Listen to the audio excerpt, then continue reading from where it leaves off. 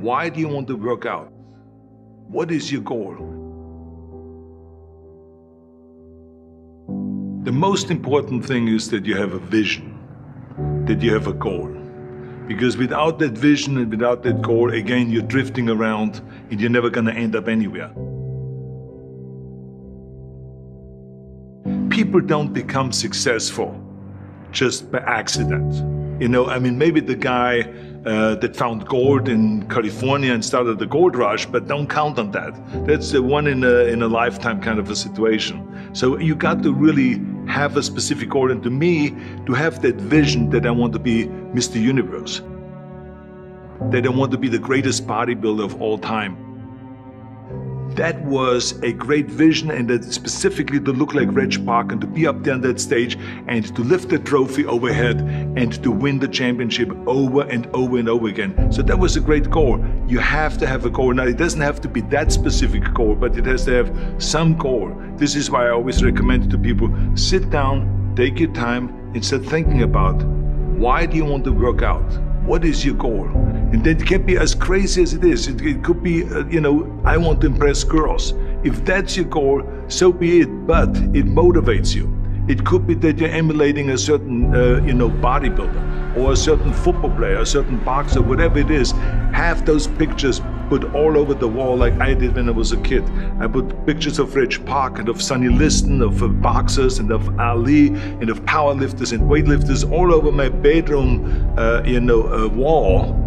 So that every day when I go to sleep, every day when I wake up, I look at those pictures and they motivate me. You need that motivation, and then therefore you have this kind of imprint in front of you all the time, and you know exactly what you're chasing.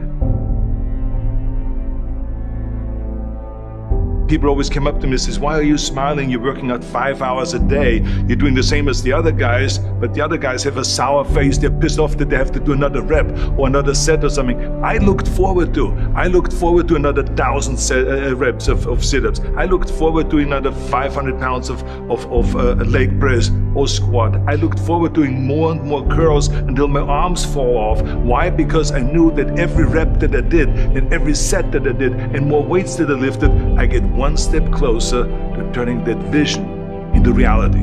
So I was turned on by that. I was excited. I couldn't wait to get to the gym.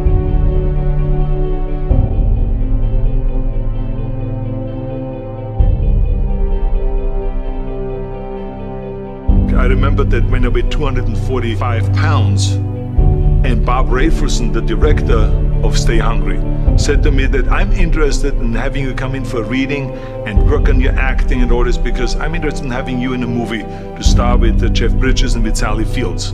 I was delighted about that, and I was excited, and I started pumping up more and more. And then he said, but I don't want you to weigh more than 210 pounds. You want me to be in the movie, but I'm weighing 245, 246. I say, I just won the Olympia, I say, which was 1974, and I was really at my biggest. And but he demanded that, and he says, look, it's very simple. On the day we start shooting, he says, I'm gonna put you on a scale, and if you don't make the 210, you're out, because I have someone else in mind. And I worked on it. I started visualizing myself very clearly as a lean athlete, because that's the only way I could lose that weight and all of a sudden get interested in running more. Because up until that point I ran like 3 miles after training or before training or whatever, but now all of a sudden it was 5 miles, 6 miles, 7 miles, 8 miles, and they even ran mini marathons in order to lose the weight, and I did everything with high reps, and I was watching my diet, what I eat and all those kind of things. But the day before, I remember we were in Birmingham, Alabama. The day before I was at the YMCA with Bob Rafelson. He was swimming and I was working out, and I was running. There was a track there and I was running. He says, let's step on the scale. And I stepped on the scale and I weighed 209. So it just shows to you what is possible if you visualize exactly what you want to look like.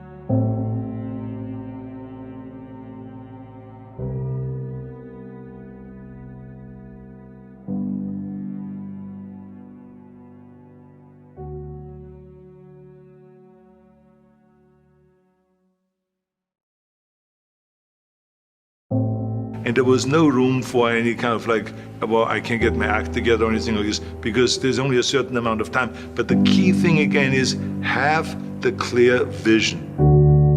Have the specific goal of what you want to accomplish, because then you never go to the gym and you say, the day I feel down a little bit, I don't know what it is all about, I don't know my life, I'm confused. No, I tell you that I was a perfect example of someone that was not confident at all.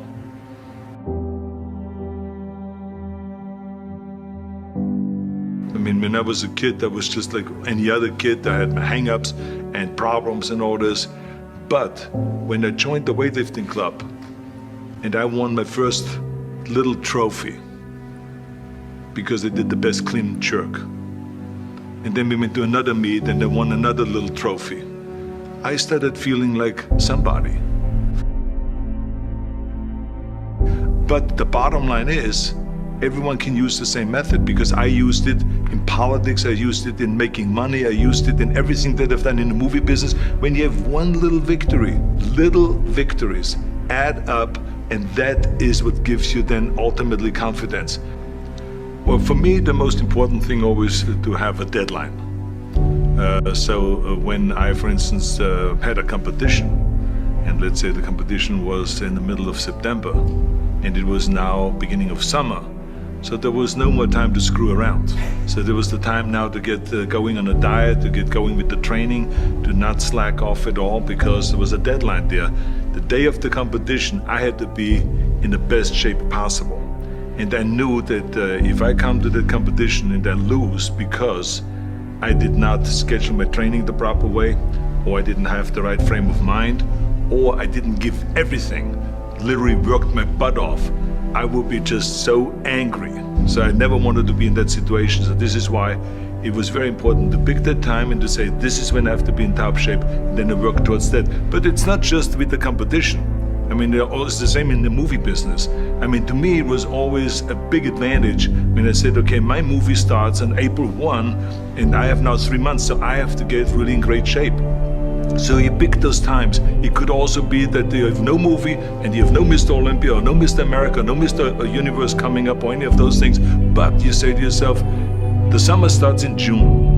I'm gonna go to the beach in June, and at that time I want to be in great shape. So that creates an urgency that makes you really start training hard and taking it seriously. Because if you don't have a specific plan, then you wander around. I mean, you can have, as I've told you many times, the best ship or the best plane in the world, but if you don't have a specific goal where you want to go and when you want to get there, you just drift around and you never get anywhere. So this is why it is so important to create that urgency and have a specific time when you want to be in shape.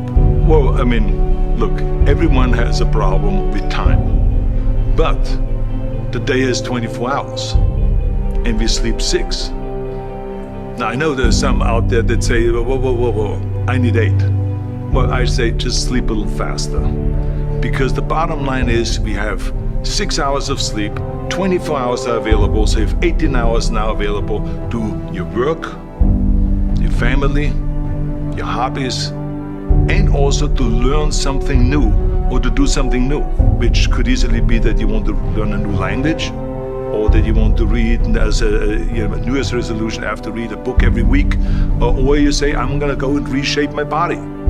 So you're gonna go and take this hour out of your schedule and say, I'm gonna train an hour every day.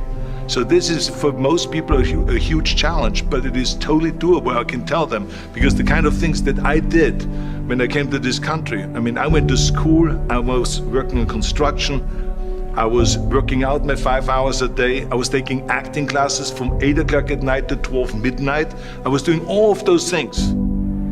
I wanted to make sure that out of the 24 hours of the day, that I don't waste one single hour. Those hours were too precious. And so there I just want to tell people, don't give me this thing, I have a difficult time with the time and I don't have time for this and I don't have that. You have time, you make the time.